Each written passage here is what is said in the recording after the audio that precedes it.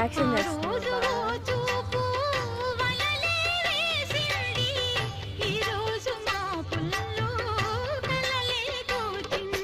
కన్నులే వెన్నెలాయే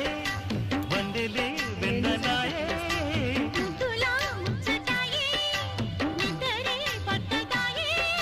ఈ రోజే నాకు తెలిసింది ఈ చిత్రాలు చేసింది లవ్వని మధుపత్రాలు రాసింది లవ్వని